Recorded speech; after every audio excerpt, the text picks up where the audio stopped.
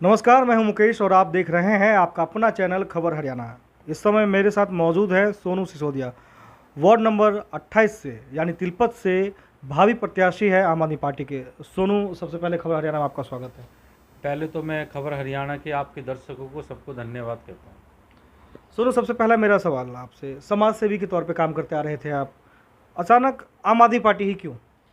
देखिए, मैं समाज सेवी के तौर पर जो मैंने अपना जीवन व्यतीत करा, मेरा जो लक्ष्य था, राजनीति में आने का कोई लक्ष्य नहीं था कि मुझे राजनीति में आना है।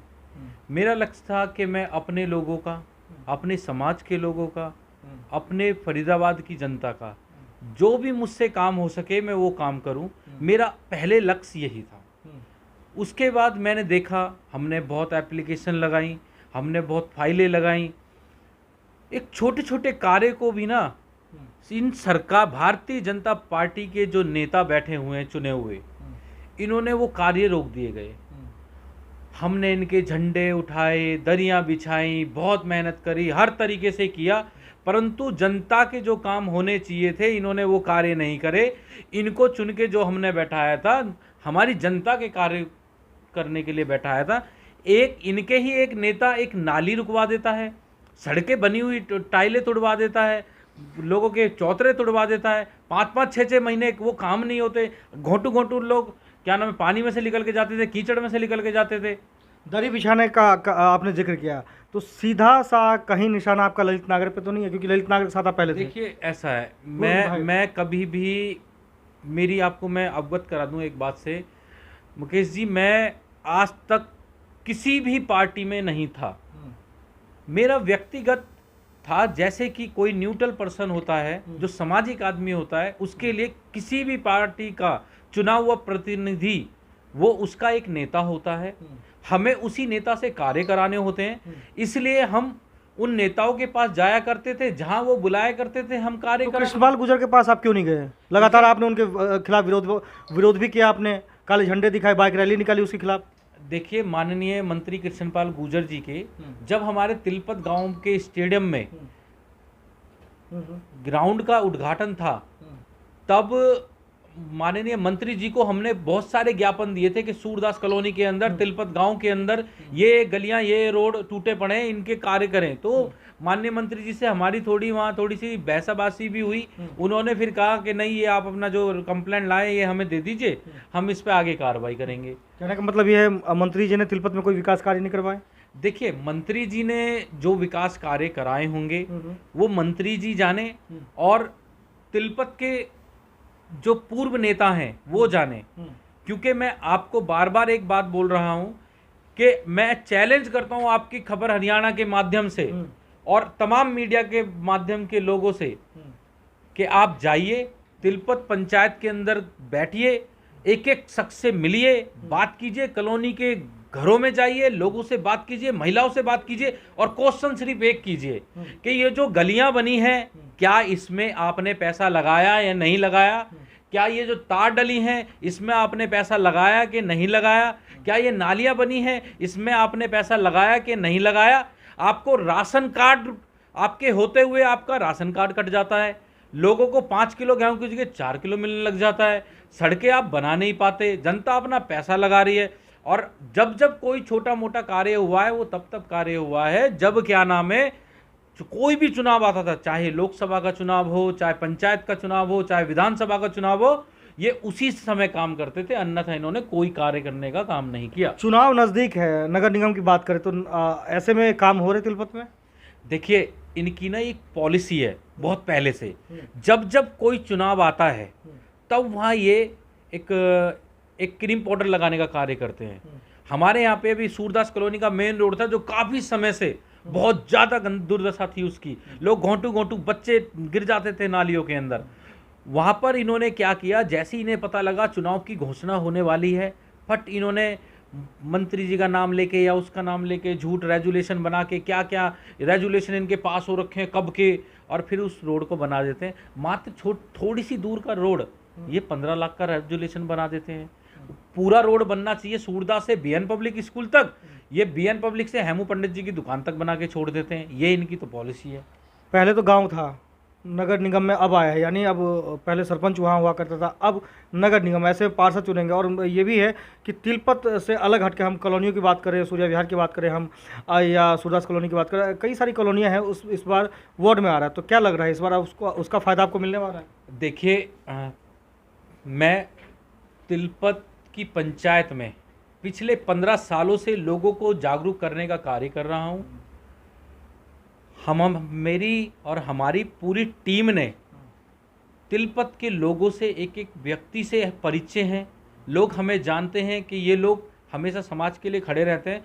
मैं आपके न्यूज़ चैनल के माध्यम से इतना कहना चाहता हूँ, जो भी मेरी पिछड़ी हुई कॉलोनियाँ छोड़ी हैं इन्होंने, चाहे वो वार्ड नंबर 23 का पार्षद ओम प्रकाश रैक्सवाल हो, चाहे वो वार्ड नंबर 24 का पार्षद रवि बढ़ाना हो, इनके जो जिन कॉलोनियों में इन्होंने जो काम नहीं करे थे, वो सारी कॉलोनियाँ वार्ड नंबर 28 में डाल दी हैं। मैं उन आपके चैनल के माध्यम से उन सभी कॉलोनी वासियों को ये आश्वासन देता हूं कि अगर मैं जीतता हूं तो आपकी एक एक गली, आपका एक एक रोड, एक एक खरंजा आपका पक्का करने का काम करेगा ये आपका बेटा। क्योंकि चुनाव सोनू सिसोदिया नहीं लड़ेगा, चुनाव लड़ेगी सूरदास कॉलोनी की जनता, संजय कॉलोनी की जनता, गांव की जनता, हरकेश कॉलोनी की जनता, मुकुल बिल्डर की जनता, एक एक बच्चा, एक एक औरत, एक एक इंसान चुनाव लड़ेगा। बीजेपी में तो जा सकते थे आप? देखिए, बीजेपी के अंदर जाने का कभी सोचा नहीं, क्योंकि क्या होता है, हर व्यक्ति की ना एक विचारधारा होती है। हम बीजेपी में चले जाते हैं, हमें कोई परहेज थोड़ी ना था। तो आपकी विचारधारा बीजेपी से नहीं मिलती? मेरी विचारधारा बिल्कुल बीजेपी से नहीं मिलती। मेरा सिर्फ एक सिद्धांत है, हम राजनीति में क्यों आए, आप लाए, ये भारतीय जनता पार्टी के लोग लाए। अगर ये भारतीय जनता पार्टी के लोग काम करते तो हमें राजनीति में आने की कोई जरूरत नहीं थी। हम अपना रोजी रोटी कमाने वाले व्यक्ति थे, अपने बच्चे पाल रहे थे, अपने घर चला रहे थे। तो निर्दलीय भी तो चुनाव लड़ सकते थे, आम आदमी पार्टी ही क्यों? देखिए, निर्दलीय चुनाव में लड़ सकता था, इसमें कोई दो राय नहीं है, परंतु मैंने आम आदमी पार्टी की विचारधाराएं देखी, जो दिल्ली मॉडल पे इन्होंने कार्य किए, जो लोगों को इन्होंने जैसे गरीब बच्चों को शिक्षा दी। आज भी फरीदाबाद में किसी व्यक्ति के पेट में दर्द हो जाता है और तबीयत खराब हो जाती है तो वो दिल्ली हॉस्पिटलों में भागता है, फरीदाबाद में नहीं भागता। फरीदाबाद में तो इनके क्या नाम है, बेड तक नहीं मिलते। इससे अलग मैं सवाल करूं तो आपको नहीं लगता आम आदमी पार्टी ओवर कॉन्फिडेंस में है, खासतौर पे पंजाब जीतने के बाद? फरीदाबाद और हरियाणा की बात करें तो हल्के में ले रही है आम आदमी पार्टी। देखिए, ऐसा है, आम आदमी पार्टी मैं मानता हूँ, हमने पहले दिल्ली जीती, हमने फिर पंजाब जीता। हम ओवर कॉन्फिडेंस में नहीं है, हमारी जो जनता है जो जुड़ रही है वो हमें एक कॉन्फिडेंस लेवल दे रही है, ना कि ओवर कॉन्फिडेंस। एक कॉन्फिडेंस लेवल ये कि जब पहले हम 4 लोग खड़ा हुआ करते थे, आज हम जहां खड़े हो जाते हैं टोपी पहन के, वहां जन सैलाब निकलता है। मैं वही कहना चाह रहा था आपसे, क्योंकि आप लोगों ने ग्राउंड जीरो पे मेहनत की।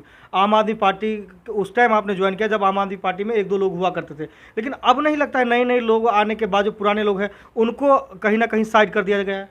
देखिए, हमारे जो राज्यसभा सांसद हैं सुशील गुप्ता जी, और हमारे जो दिल्ली के मुख्यमंत्री हैं अरविंद केजरीवाल जी, आम आदमी पार्टी में, हालांकि हमारे सांसद जी ने पहले ही कह रखा है कि आम आदमी पार्टी में सबका वेलकम है।